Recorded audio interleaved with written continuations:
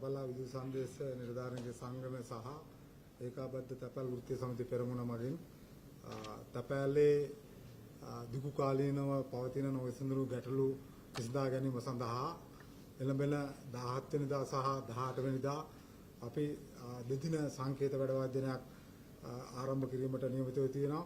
ඒ සංකේත වැඩවර්ජනය 2025 3 වෙනි මාසයේ 17 වෙනිදා මධ්‍යම තැපැල් හෝමාරුවේ 16 වෙනි පැයටත් අනෙකුත් තැපැල් කාර්යාලවල 17 වෙනිදා නෝට්ටු 7 සිට නෝට් අවස් දක්වා ඒ කියන්නේ එළඹෙන 17 වෙනිදා 16 වෙනිදා පටන් ගන්න අය නෝට් අවස් ඉඳලා 18 වෙනිදා නෝට් අවස් වෙනකම් දෙදින සංකේත වැඩවර්ජනයක් ක්‍රියාත්මක කරනවා.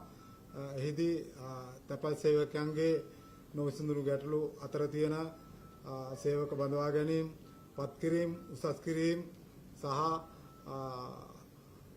තැපැලේ ඒ පළවෙනි පෙළ නිලධාරීන්ගේ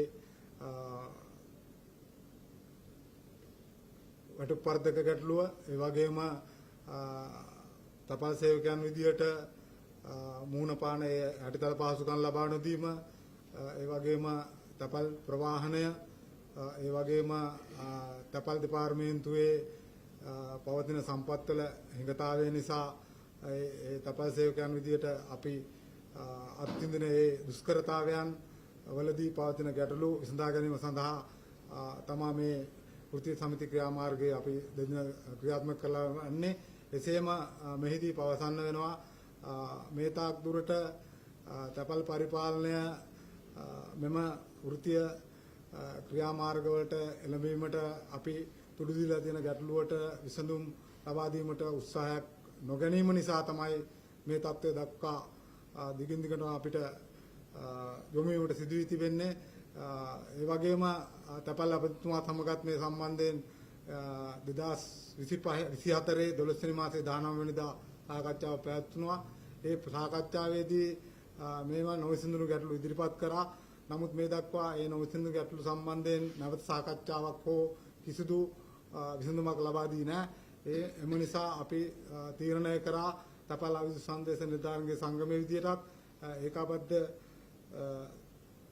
තැපැල් වෘත්තීය සමිති පෙරමුණ විදියටත් මෙම වෘත්තීය සමිති ක්‍රියාමාර්ගයකට යාම සඳහා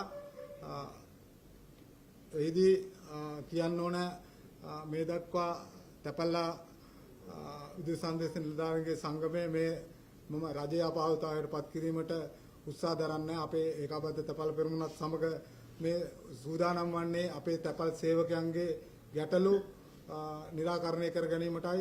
ඒ සඳහා කිසිදු දේශපාලනික මුහුණුවරක් මෙම සටන තුල නොමැති බව මේ අවස්ථාවේදී මම ප්‍රකාශ කරනවා, ඉතාම අවධාරණය කරනවා.